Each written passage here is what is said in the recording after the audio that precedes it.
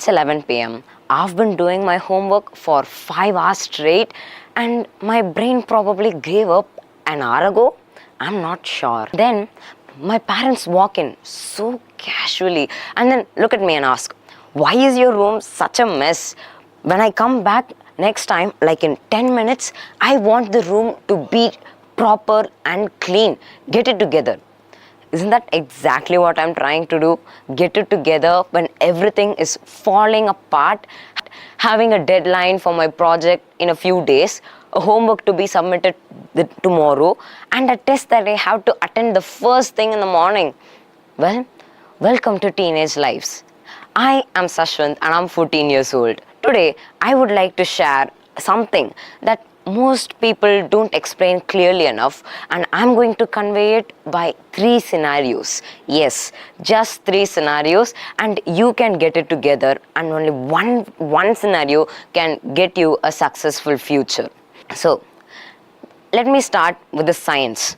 When puberty hits, your brain goes into total reconstruction mode. It's like you're living in a house and it gets renovated while you're living in it. The walls are getting knocked down, there is dust everywhere and noise. There is no peace at all. And to put all this into one word, it's chaotic. And that is the life of an average teenage student. Yes, a teenage student. Now, let me start with hormones. So puberty hits, the first thing you know, it's because of hormones, and the main hormones are testosterone in men and estrogen in women. Now these 2 hormones give you your secondary sexual characters that basically makes your child body move into adult body. You get developed into an adult basically. So that is one thing. And on the other hand, we have our amygdala, the emotional center that is in our brain. Now what this amygdala does is, if you're a child, you get mocked, you don't take it so seriously. An adult, you don't care about it. But a teenager, that's it. It's done. You start a mockery, then it's going to become a full-on war, because the amygdalas in teenage bodies are so reactive that if you try teasing it, it's like you're playing with uranium. So when you meet a teenage person, be aware they are so reactive and you have to be careful when speaking to them, especially teenage parents. Now, that is amygdala. What about cortisol? It is the stress hormone which is produced extensively in teenage students specifically. And the American Psychological Association has confirmed that teenage stress levels are way higher than adult stress levels. Can you believe it? Teenagers go to school while adults have to handle all the social pressure. They have to go to work, they have to handle their work, they have to take care of their families. They are basically the pillars of their family. But teenage students who only go to school have more stress than an adult. Now this is something very serious, and most adults think they are the ones going through all the stress, but it's just biology. They think it's just drama and the teenage kids are just doing this because they are in their youth time, but no, this is science, and I want you all to understand it. Now, I talked about the 3 scenarios. So the first scenario is a teen. I am a teen. So let's say I'm there and I'm not taking care of my responsibilities and I'm avoiding it because I feel the pressure to be so high for me to handle it, and then think, I'll just leave it. It'll all fall into places. But no, it doesn't. Now, if we relate it to the house, it's like the renovation is going on, but you're not helping at all. It's your house and you don't take care of it. And what happens? Just like how the chaos is now, your future will also be chaotic. Or the teen who wants to handle the pressure but cannot handle the pressure. He tries to handle all the pressure that is thrown on him, tries to handle the responsibilities, but in the end, he gets overwhelmed by the stress and lashes out, makes poor decisions. And in the end, it's still the same result. A chaotic future, not a bright one, not what the teen wanted. And as for the second scenario, it is a teen who works hard and finally handles the pressure and says, I can do it. But not the ones around him. They just put more and more expectations, put more pressure, and all those criticism faced by him, especially from their relatives and their parents, make it so hard that the foundation that he's building his house becomes unstable. Even with the best efforts, nobody can build a perfect house on an unstable foundation. That is the exact situation this teen is facing. Now, if you take scenario 1, you can find out that the teen is not doing his or her part. But if you take scenario 2, he just needs support from the outside, and that he can do it, and support from the outside that protects him from criticism. So, what could be the scenario 3? Scenario 3 is just a combination of the solutions needed by the scenario 1 and 2. The teen in the first scenario had to put in work, and the teen in the second scenario just needed support. You put it together, that is a system, a combination that actually works and provides the teen a successful future. Now, if you may not believe this, but let me tell you an example that I've seen with my own eyes.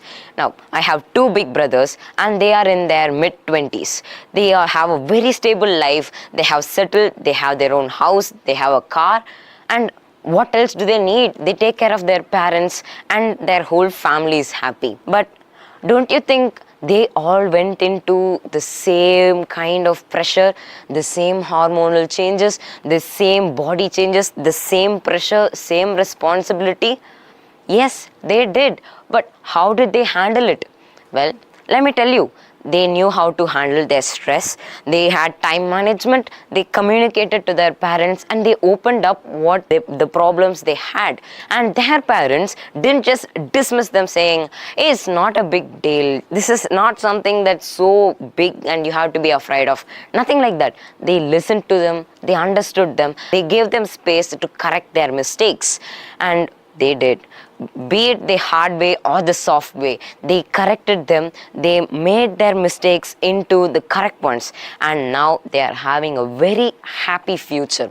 Let me tell you, you may think this is sheer luck, but no, not just one of my big brother, both of them are now living happily. Now, what does this show? 2 times in a row isn't just luck, it is a combination that actually works. And so, to conclude, parents, you have to listen to your teenagers. You must not dismiss them. And you must understand that the teenage pressure that we are facing now in this generation is genuinely different from those that you faced. And things that may be a menial matter to you may not be for the teenage, because we have many changes and we take things intensely but don't know how to regulate our feelings. And as for the teenagers, you should not dismiss all these kind of responsibilities. You should not just coast around and then just say, I'm in my youth. I can't afford to waste my youth just by studying and taking care of responsibilities. I may not get this time back. Yes, that is exactly what I'm trying to say. You will never get this time back, and so you must use this time so that you can build a better future, a nice future for you. And I'm telling you this, you must know the difference between a genuine break and avoidance of your responsibilities. When you compare these two, you'll obviously know whether you're taking a break or you're avoiding your responsibilities. Breaks are important, but you must not take breaks and constantly and just coast around.